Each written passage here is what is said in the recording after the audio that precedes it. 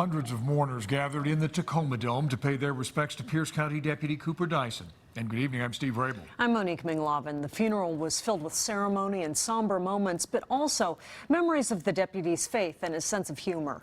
We have team coverage, and we start with KIRO 7 South Sound reporter Kevin McCarty, who is live at the Tacoma Dome. Kevin? Cooper Dyson had only recently gotten what was called his dream job as a deputy. But friends and colleagues who spoke here today at the Tacoma Dome at his funeral say even in that short amount of time, he left an impression they'll never forget.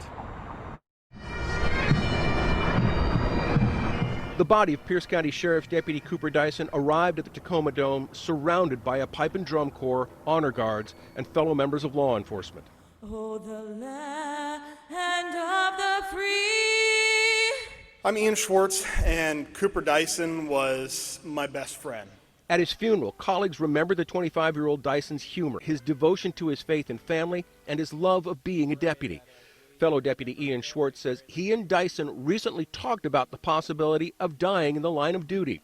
Schwartz says, as always, Dyson dealt with the matter with humor. And so I asked Cooper, I was like, man, are you going to make me speak at your funeral? And he looked at me and said, well, yeah, you owe me a speech. Dyson died rushing to a domestic violence call in the early morning hours of December 21st. His patrol vehicle crashed, killing him. At his memorial, he was remembered as a man devoted to service, joining the Sheriff's Department after serving in the U.S. Coast Guard. Speaker after speaker remembered him as selfless, dedicated, and courageous. Cooper and his colleagues focused on the well-being of other people. Pierce County Sheriff Paul Pastor says for Cooper Dyson, being a sheriff's deputy wasn't simply a job, it was a calling. A calling is when our heart's desire and God's desire for our hearts are aligned with one another. And so it was with Cooper. Cooper Dyson leaves behind a 3-year-old son. His wife is pregnant with their second child and expected to give birth at any time. You can help the family out by contributing to a legacy fund established by the Pierce County Sheriff's Department. We have a link where you can donate on our website, KIRO7.com. Live in Tacoma, Kevin McCarty, KIRO 7 News. And today's service began with this procession from Joint Base Lewis McChord. Chopper 7 was overhead as a stream of law enforcement vehicles guided Deputy Dyson's coffin to the Tacoma Dome. KIRO 7's Simney Kim is live at the Parkland precinct where a memorial for Deputy Dyson can be seen. Simney? This is where Deputy Cooper Dyson worked for about a year, and you can also see this is where people in the community have been leaving things like balloons and flowers. You can also see a piece of black fabric over this badge to signify an officer's end of watch. Folks in the community say they want to show their support to Dyson's family, so they also lined the procession route earlier today as well. They stood in the cold with their hands over their hearts, waving flags and holding signs to honor the life of Deputy Cooper Dyson.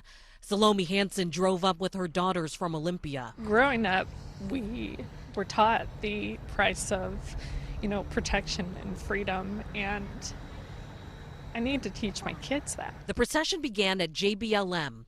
Hundreds of vehicles from the law enforcement and first responder community from all over the state took part. Marine Bob Szynski of Graham was the first to line up at the start of the procession. I love my country, I love my county, and I just wanted to pay respects for an officer that went down too early, too soon. The procession continued to wind its way through Pierce County to the Tacoma Dome. As the hearse carrying Dyson's body passed, the gravity of his death hit home. He made the ultimate sacrifice, and my kids need to realize the price that he gave. Teacher Jennifer Rickey of Bonnie Lake brought her 2 young sons and her niece to line the route. She says it's an important lesson in empathy. During these situations, it's important for them to see that, even though we pass these officers on the street every day, a lot of kids don't realize the sacrifices they're making and the dangers involved. As we come back out here live, you can see a picture of Deputy Cooper Dyson now hangs on this fence outside of the precinct. People here say that though he may be gone, his life of service is something they won't soon forget. We're live in Parkland. Simney Kim, KIRO 7 News. We know